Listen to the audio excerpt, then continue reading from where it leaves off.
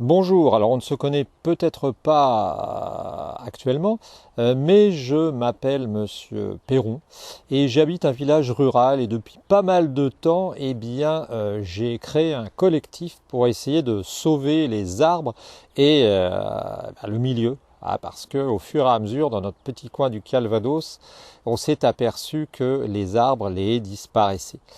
Alors depuis quelque temps, ça va un peu mieux. On a eu un moment où ça devenait terrible, ça devenait très difficile à vivre, même physiquement, parce qu'on voyait ces quantités d'arbres arrachés. J'ai toujours dit le bien que je pense des arbres, comme je pense qu'on devrait les vénérer. Et je vous assure que ça fait mal quand on voit une haie qui se trouve complètement arrachée, complètement détruite, aplanie, et ça existe encore. Mais je commence à trouver des solutions. Parce que jusque-là, nous nous sommes heurtés. Alors là, je suis à la station de pompage. Je pourrais appuyer sur ce bouton là, le vert. C'est l'endroit où les cultivateurs viennent reculer leur remorque, leur citerne, et où ils viennent remplir leur citerne d'eau pour aller abreuver les vaches dans les champs, avec les cuves qui remplissent les citernes qui remplissent les cuves. Voilà. Bien, donc on est dans un village rural et je me suis aperçu, et je voulais vous donner une solution, parce que c'est important, qu'il y a moyen de changer les choses. Alors au début, on a eu tendance à se heurter aux cultivateurs parce que, quand on est malheureux, quand on voit de toute évidence il y a une sorte d'inconscience, on rentre dans une confrontation qui n'a pas été nécessairement positive parce que ça nous a bloqués les uns contre les autres. Et je suspecte même peut-être certains cultivateurs d'avoir volontairement scié la branche, supprimer des haies simplement parce que je disais de toute façon ils nous emmerdent, on continue, on ne va pas s'arrêter. Alors, les directives européennes font qu'apparemment on a changé les choses et ça va un peu mieux, mais il y a un moyen, je pense, que j'ai trouvé et qui semble fonctionner pas mal, qui est tout simplement de sensibiliser la population à long terme. Et là, j'ai vu dans le village que nous avons comment dirait-on, nous avons des fruits, nous recueillons les fruits de ce qu'on a semé, de ce qu'on a planté.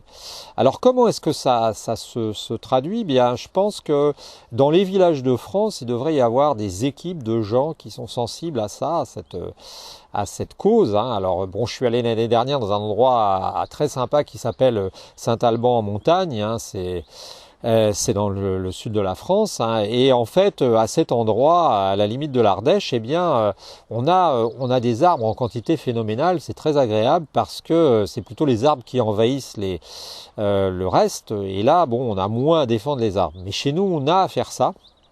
Et je pense qu'une des bonnes solutions, c'est entre autres de piquer, de mettre dans le village des petites pubs, enfin petits flyers, partout. Alors je ne vais pas dire flyers parce qu'on est français, on veut utiliser notre belle langue française, donc des petites affiches, des affichettes, rappelant que la nature est précieuse et qu'il faut la préserver. Alors je ne suis pas un écologiste à l'ayatollah, j'avoue que je suis sceptique concernant le réchauffement climatique. Il y a des points d'interrogation. Toutefois, je pense que protéger les arbres, protéger notre milieu, c'est fondamental. Et moi, j'ai trouvé une solution. Alors, vous allez voir, là, je suis en train de vous faire passer sur la vidéo ce que je fais maintenant. Bien, dans mon village, je pose des petits panneaux comme ça, des petites affichettes, des affichettes, parce que nous c'est Longueville verte, donc forcément on a eu la couleur verte, et où j'écris des vérités du genre j'aime Longueville, je ne coupe pas les arbres, je pense à mes enfants, je plante des arbres, etc., etc., etc. Et je me suis aperçu que ça n'a pas été arraché, donc je pense que les gens ils pensent et se disent que c'est important. Et mieux que ça, je pense que ça finit par créer une sorte de message subliminal qui s'inscrit dans les têtes des gens et que ça finit par porter ses fruits. Je ne sais pas comment vous l'expliquer, mais ça fonctionne.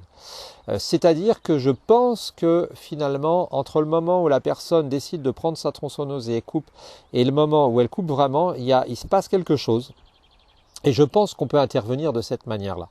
Alors moi, je vous recommande alors, il faut rester comme en légal, hein, c'est-à-dire qu'il n'est pas, par exemple, question d'aller mettre ça ici ou d'aller mettre les stickers un peu partout. Bon, pourquoi pas, à la limite, si c'est discret. Mais je vous recommande de fabriquer justement du matériel comme ça, hein, comme ceux que je vous ai montrés. Je vous les remontre là encore un autre endroit. J'en ai mis dans la commune et je pense, c'est pas invasif et je pense que ça fonctionne très bien. Alors si vous faites ça, ben, rejoignez notre mouvement. Hein. Nous, c'est Longueville Vert, mais vous pouvez créer votre mouvement. Ça peut s'appeler Gavray Vert, ça peut s'appeler Tréviard Vert, ça peut s'appeler Mandeville Vert, ça peut s'appeler Fort-Calquier Vert, ça peut s'appeler Paris Vert. Et ce serait bien qu'on puisse se fédérer pour fabriquer des matériels ensemble pour pouvoir diffuser ça et puis essayer d'avancer. Hein, je précise que je suis pas un écolo bobo, je suis pas un écolo, on va dire ayatollah entre guillemets. Hein, j'appartiens pas à la secte des écolos sectaires. Je suis simplement quelqu'un qui veut préserver son milieu, hein, et qui veut réussir à vivre sereinement sa vie, tout simplement. Hein. Avant que de partir et que de fermer, je vais juste vous montrer un petit tour d'horizon d'où j'étais, hein, pour voir l'endroit.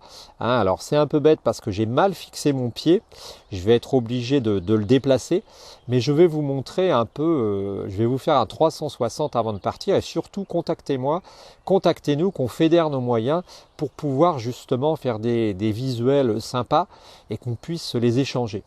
Voilà, je vais me déplacer avec l'appareil photo. Hein, je vais débrancher. Oh là là, je vais tomber là.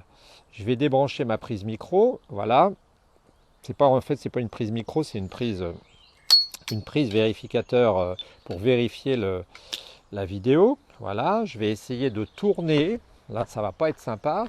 Et je vais vous montrer ce que ça donne. Là, quand je tourne de 360 degrés, nous sommes ici à la mare au canard. Là, la mare, alors vous allez voir où j'étais. Ah, j'étais là-bas, voilà. J'ai tourné de là-bas, voilà. Et puis j'étais là. Hein, on voit encore mon sac, mon fourre-tout. Et je vais vous faire un petit 360, là, tranquille, sympa, pour vous montrer ce qu'on voit d'où je suis. Ah, alors on est dans le Calvados, parc du Marais, du Cotentin et du Bessin. Petit 360 tranquille, sans forcer. Alors là, on a une mare qui est en réeffection. Hein, voilà. Et je vais faire un tour d'horizon. Alors on va bientôt avoir le soleil dans les yeux. Il est un peu voilé parce qu'on est en Normandie, là, faut pas rêver. Ça, c'est le chemin qui permet d'accéder. Je tourne vers le château de la Madeleine. Là, je suis en train de tourner. Tourner. Là, et là on est vers le château de la Madeleine. Hein. Putain, mais c'est pas vrai. Putain.